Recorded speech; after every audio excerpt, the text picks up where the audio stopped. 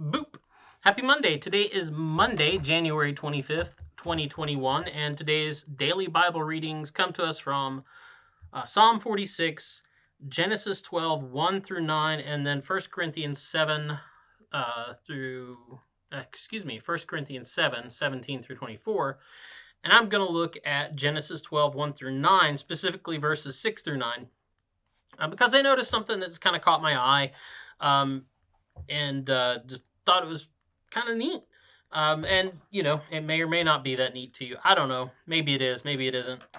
But this passage is talking about Abraham's journeys through the land of Canaan as he journeys on faith into the land of Canaan and through the land of Canaan. The first part of this is about God calling Abram and Abram's response in faith.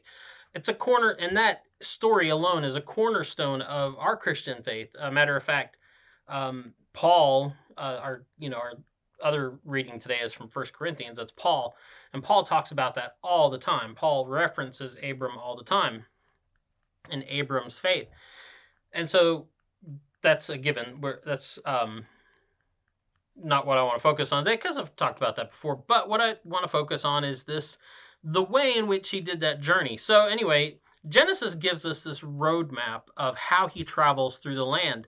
And it tells us that he's moving from Shechem, which is in the north of this land of Canaan that he's been sent to. And he's moving from Shechem in the north towards the Negeb in the south. So you get this general north-south direction, this flow of directions, kind of the cardinal directions, right? And so it also tells us that he passed between two cities along the way. Bethel on the west and Ai on his right.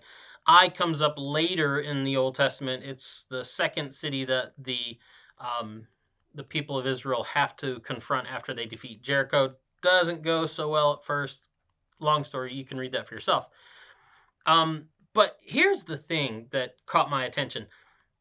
The writer gets really specific about this. And when biblical writers get specific, you should probably pay attention, right? So, when they drop things like east and west, and they drop very specific place names, right? So he's going from a place, Shechem, to a more general area, the Negeb. It's a desert wilderness area. And it says he passed between Bethel on his west and Ai on his right.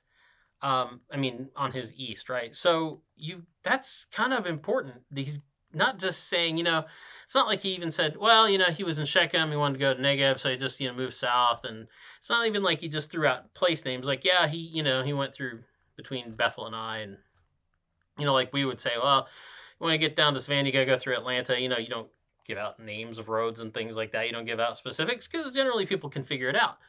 That would have been generally the case here. But I got to say, it's really specific. So east, west, the names. He passed between Ai and Bethel. He gives us a pretty detailed map. That's important. So on your left, right? Moving, if you're in Shechem and you're going to move towards the south and you're going to go between these two cities, and Bethel is on the west and Ai is on the east, that means as you pass south between them, and if you look in a Bible almanac or a Bible atlas, it'll show you that these two cities were pretty close. Kind of the idea this road kind of passes between them and you kind of in the sight of either of them.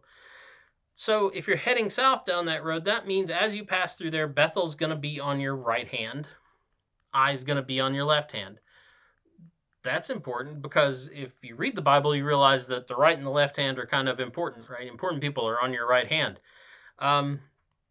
So Bethel's on his right, Ai's on his left, big deal. So what? Well, names are important too. A name is not just a name, right? Bethel literally means house of God. That's, if you look in any Bible dictionary, it's going to say Bethel means house of God. Bet is house, El is God, house of God. And Ai is interesting because if you look that up too, you're going to see it basically either means the ruins or the heap, like as in the heap of ruins. And so here's Father Abram passing down this road, and he's got the house of God on his right hand, and he's got ruin on his left. I've got to think that that's not just an accident, right? This isn't just throwaway information. This is kind of important. On his left hand, he kept the destruction, the ruin, and on his right hand, he kept the house of God.